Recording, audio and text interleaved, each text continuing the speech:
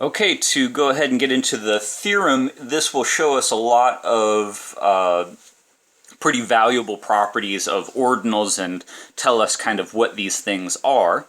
The first proof actually goes very trivially. Almost every component of showing that the empty set is an ordinal goes by trivial quantification, right? We have to show that it's transitive. That'll be done by trivial quantification. We have to show that it's well ordered by inclusion. I've already argued that every non-empty subset has a least element by trivial quantification.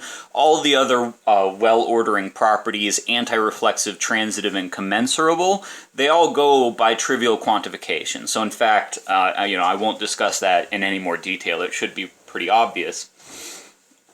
So moving on to the second part of the theorem, if alpha is an ordinal and we select any element of that ordinal, call it beta, then beta is an ordinal as well. To show that beta is an ordinal, we need to show that it is transitive and well-ordered with respect to inclusion.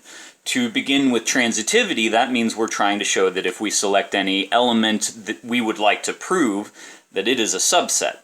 To prove that something is a subset of beta, I select an arbitrary element, call it delta, out of gamma, and argue that delta must be in beta.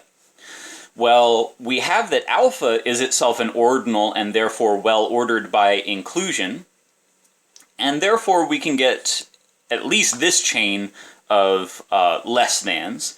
Don't worry too much about this one. If we wanted to, we could regard that as just stating an inclusion, really. But in any case, the tail 3 less thans being well-ordered, and elements, beta is an element of alpha, therefore it's a subset, therefore gamma is an element, so on. So using arguments like that, we can get this chain of less thans which satisfy all of the ordering relations. One of those properties of the ordering relation is transitivity, so that I get delta is less than beta. That's due to the transitivity of the less than relation, but that is just the same thing as delta being an element of beta, and that is exactly what I wanted to argue, that namely if I selected an arbitrary element out of gamma, that therefore it is in beta. I have now proved just that. This is the proof that beta is transitive.